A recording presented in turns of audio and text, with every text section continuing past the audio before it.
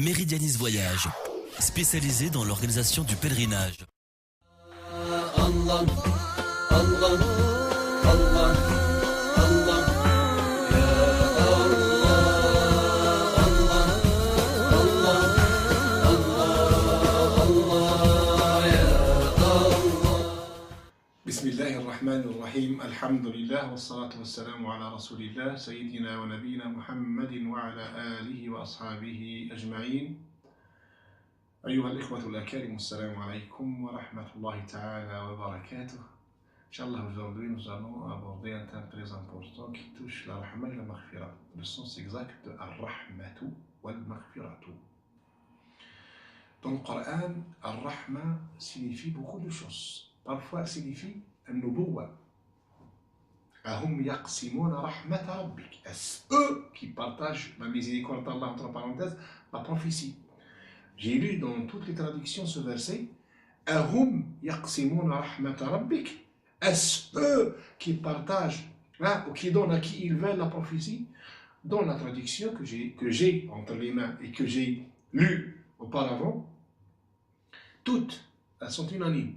Est-ce eux qui partagent la miséricorde de ton Seigneur? Fausse traduction. Zéro, erroné. Il y a aussi dans le Coran où on peut lire Ar-Rahma veut dire la pluie. Quand Rabbi il donne le nom de Ar-Rahma à la pluie s'appelle Ar-Rahma. Et il y a aussi Ar-Rahma, معناها la facilité fait tashri'. Dans la législation, Ar-Rahma veut dire tashri'. Donc le Coran, ça dépend du sens que véhicule le verset, c'est-à-dire ça dépend du contexte. Suivant le contexte, on comprend le sens de Rahma. Et la Rahma que nous allons aborder aujourd'hui, c'est-à-dire le domaine d'Allah subhanahu wa ta'ala de Ar-Rahma. Il y a Rabbi في القرآن قال ورحمتي وسعت كل شيء. ورحمتي رحمة الله سبحانه وتعالى وسعت كل شيء. يعني que la miséricorde d'Allah, Rahma touche tout le monde. Les humains, les anges, les anges d'abord, les humains, la faune, la flore, tout l'univers. ورحمتي وسعت كل شيء. ومن بعد il y a le domaine تاع المغفرة. Et المغفرة vient avant Rahma pour nous. Dans la vie d'ici-bas, nous, المغفرة nous touche avant Rahma. Puisque comme on l'a dit l'autre fois, في الغفور الرحيم, معناها الغفور يعني il t'efface ou il t'absout les péchés du passé, والرحيم ceux du présent et du futur.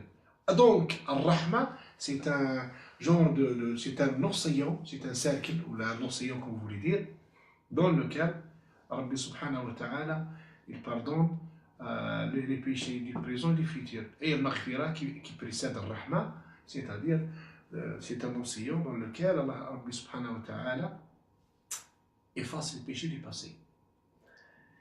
Il y a un détail que je voudrais souligner, qu'Allah subhanahu wa ta'ala a une certaine catégorie de gens, de musulmans bien sûr, non seulement il va leur pardonner, il va transformer leurs péchés en bonne action.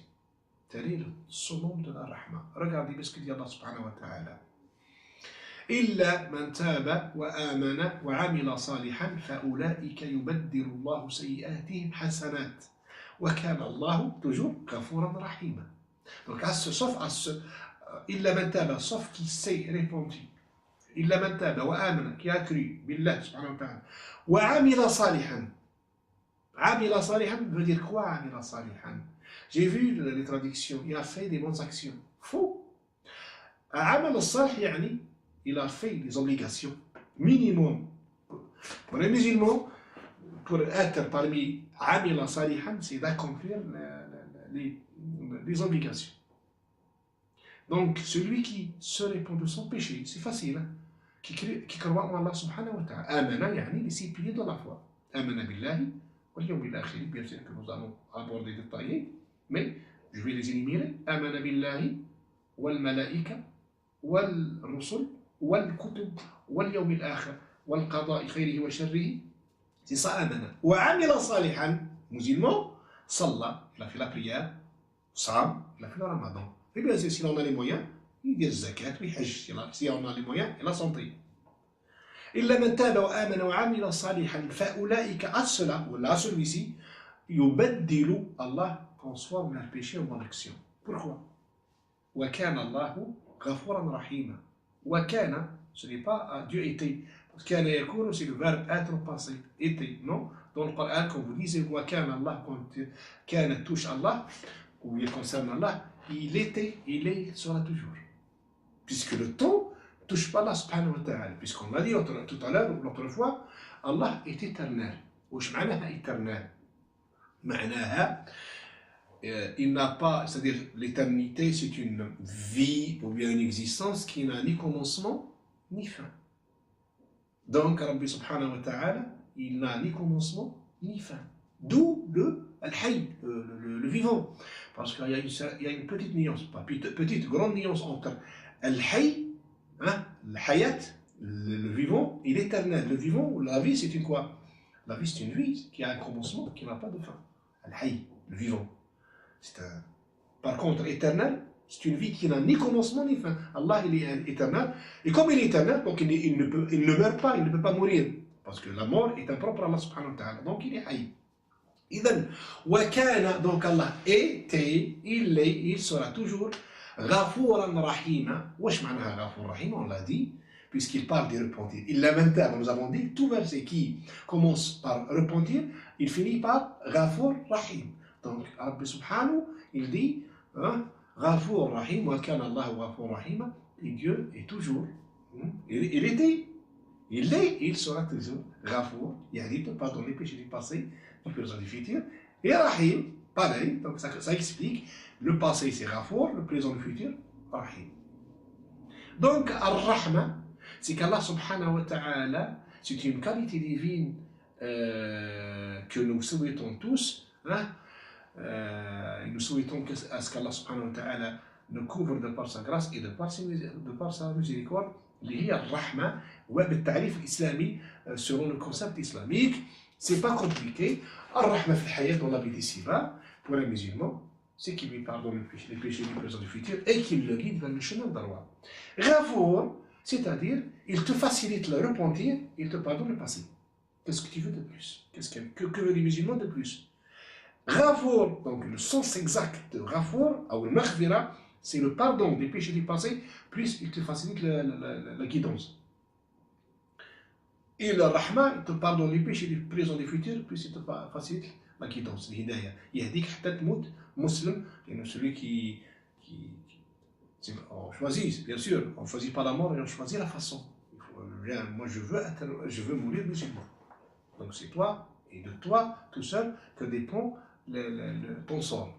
Idem, pour ne pas compliquer les choses, pour ne pas suivre un style académique qui me veut compliqué, l'islam, comme vous savez, est une religion universelle. Wesh معناها universelle? Universelle veut dire elle convient à tous les modes de vie. Hein? Et elle convient également à toutes les sociétés. معناها si un Suédois veut vivre l'islam, il peut le vivre. Si un Australien veut vivre l'islam, il peut le vivre. Si l'arabe de la Mecque ou de Médine ou d'Égypte ou d'Algérie ou du Maroc ou de Tunisie veut vivre l'islam, il peut le vivre.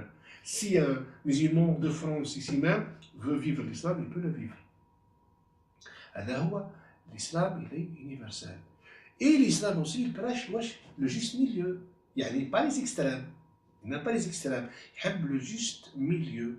يعني الإنسان يكون moyen, modéré في l'adoration تاعو مع الله سبحانه وتعالى et modéré في l'explication تاعو للناس. Il ne faut pas qu'il donne des explications ou des interprétations compliquées ou équivoques, ou que le sens soit univoque. Malheureusement, les traductions que nous avons entre les mains, qui se trouvent en France, souvent elles sont elles prêtent à méditer, elles sont sujets à la polémique. Parce que souvent c'est voulu. Parce que, comme on a dit l'autre fois, traduire c'est trahir. C'est voulu. En tant que musulmans, nous essayons d'expliquer l'islam et de le rendre accessible à tout le monde, afin que le musulman, même le non-musulman, sache. Il ne faut pas que l'islam soit toujours visé, il ne faut pas qu'il soit toujours stigmatisé, par tel ou tel comportement des musulmans, malheureusement.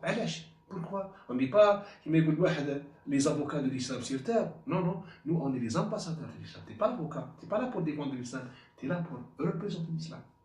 Pas pour le défendre. Non, monsieur. On n'est pas. On n'est jamais accusé l'islam. C'est nous qui sommes accusés. C'est nous qui sommes les fautifs. إذن الغفو المغفرة والرحمة c'est le domaine d'Allah subhanahu wa ta'ala. Seul. Un détail très important. L'absolution des péchés. Est-ce qu'il y a quelqu'un, à part Allah subhanahu wa ta'ala, qui peut absoudre les péchés? Personne. Celui qui prétend pouvoir absoudre les péchés, il est à côté de la plaque. À part Allah, il est à côté de la plaque. Seul Allah subhanahu wa ta'ala est capable d'absoudre les péchés, de faire de maghfira d'abord, et de faire la rahma. Maghfira, pardon, des péchés du passé, al-rahma, du présent et des shaitan et te guide. وصلى الله وسلم على رسولنا الكريم والحمد لله رب العالمين.